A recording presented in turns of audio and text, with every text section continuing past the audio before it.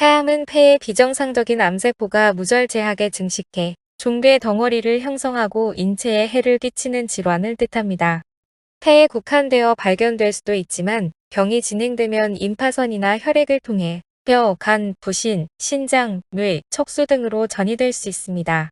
폐암의 종류는 폐암은 병리학적 소견에 따라 크게 비소세포 폐암과 소세포 폐암으로 구분됩니다. 비소세포 폐암의 종류는 선암, 편평상피세포암, 대세포암이 있으며 이렇게 구분하는 이유는 임상적 경과와 치료 방법이 다르기 때문입니다.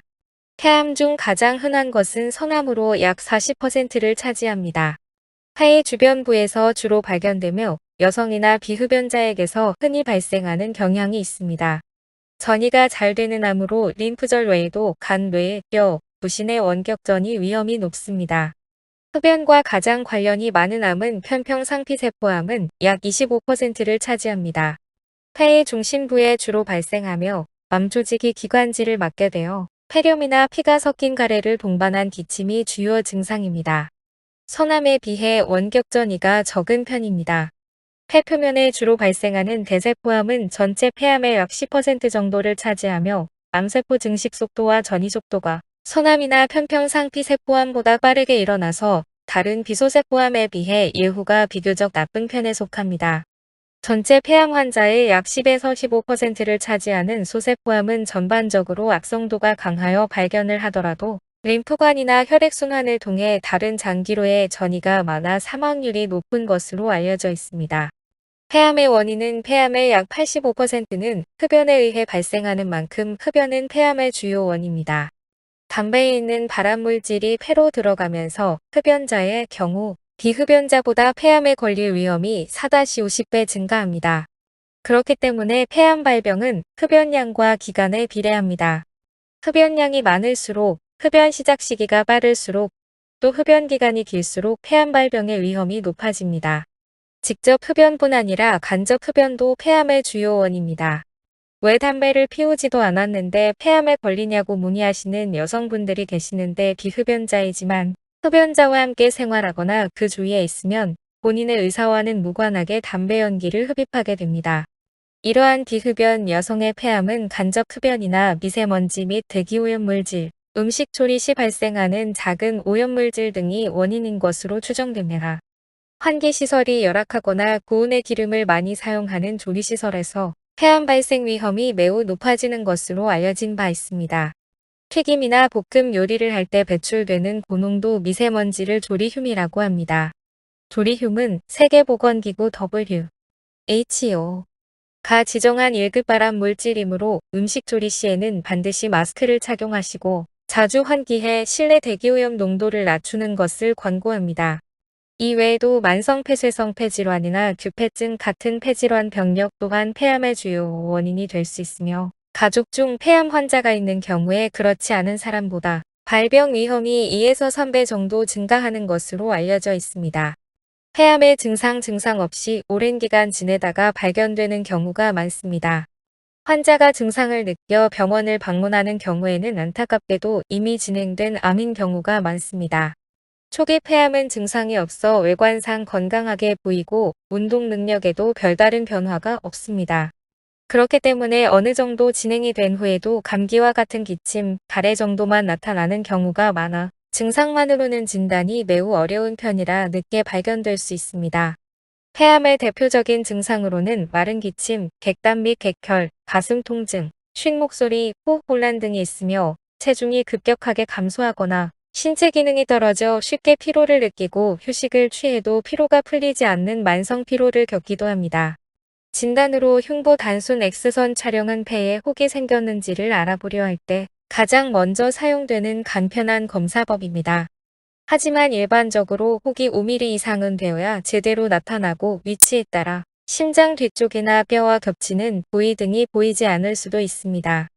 전산화 단층 촬영 CT 촬영은 가슴 부위의 전산화 단층 촬영 CT는 정교한 검사 방법으로 폐와 림프절을 비롯한 여러 기관의 해상도가 높기 때문에 암의 원발 부위를 확인하고 림프절 침범 상태 등 병의 진행 정도를 파악하는 데 크게 도움이 됩니다. 폐암의 발견과 병기 판정의 필수적인 검사입니다. 객담 검사, 기관지 내 시경 검사, 경피적 미세침 흡인세포 검사 등을 통해 폐암 여부와 진행 정도를 판단합니다. 폐결핵 같은 질환은 흉부 단순 X선 촬영에서 폐암과 비슷하게 나타나므로 조직 검사를 통해 감별 진단해야 합니다. 병기 판정을 위한 추가 검사로는 폐암으로 확진된 환자의 병기, 즉 병의 진행 단계를 판정하기 위해 추가로 시행하는 검사는 다음과 같습니다. 전신뼈 스캔으로 방사성동위원소를 이용한 전신뼈 스캔을 통해 암의 뼈 전이 여부를 검사합니다. 뇌 자기 공명 영상 MRI로 폐암이 뇌로 전이되지는 않았는지를 검사합니다. 양전자방 출단층 촬영 PET는 암세포가 다른 세포들에 비해 빨리 자라므로 물질 대사가 활발하다는 점을 이용하는 것입니다. 암세포가 에너지원으로 사용하는 포도당이나 아미노산 또는 핵산의 양전자 방출체인 동위원소를 붙여 환자에게 주사한 뒤 이 검사를 하면 암이 있는 부위에서 동위원소의 흡수가 많이 일어나는 것이 영상으로 나타나 병소를 확인시켜 줍니다. 폐암이 존격동 가슴 세로칸 림프선으로 전이되었는지를 감별하는 일에서 폐쇄 정확도는 약 80%이며 폐 이외 장기로의 전이 여부도 이 검사로 확인할 수 있습니다. 원래의 발병소와 전신의 전이 병소를 한 번에 찾아볼 수 있다는 장점 때문에 최근 널리 사용되고 있습니다. 존격동의 내시경 검사는 이 검사는 존격동 림프절에 암세포가 전이되었는지를 확인하는 방법입니다.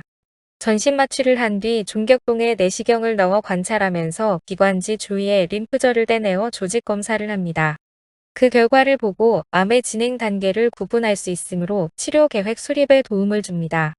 초음파 기관지 내시경 검사는 기관지 내시경 끝에 초음파 장치를 부착하여 존격동 림프절을 관찰하고 전신 마취 없이 할 수 있는 방법입니다.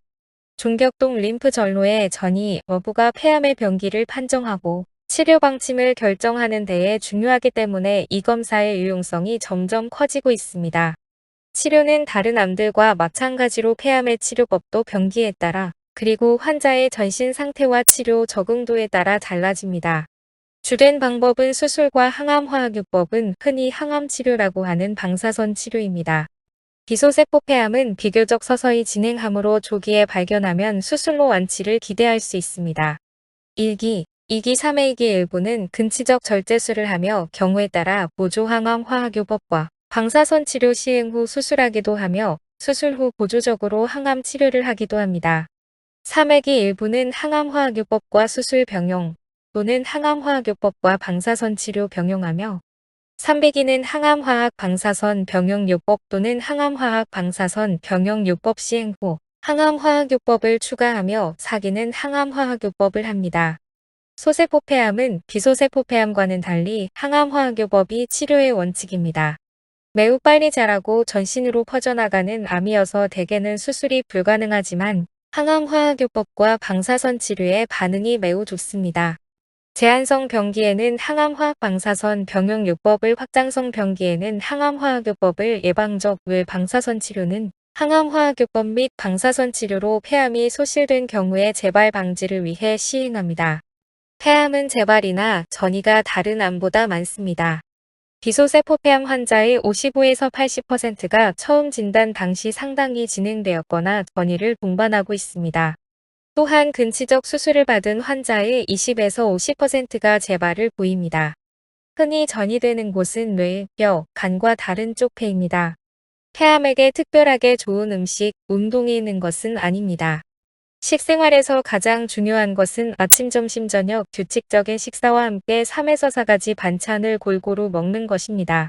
또한 매 끼니마다 고기나 생선, 달걀, 두부, 콩, 치즈 등 단백질을 충분히 섭취하는 것이 좋고 채소 반찬은 매 끼니 2가지 이상 충분히 섭취하는 것을 권합니다.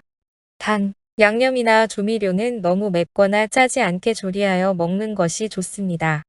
세포독성 항암 치료를 시행받고 있는 경우 몸의 면역 기능이 급격히 저하될 수 있으므로 세포독성 항암 치료를 받는 경우에는 가능한 음식들을 불로 조리해서 먹는 것이 좋으며 날 음식은 가능한 피하는 것이 좋습니다. 폐암 수술 후에는 폐 기능이 감소하여 수술 전과는 다르게 숨을 쉴 때 호흡이 가빠질 수 있습니다.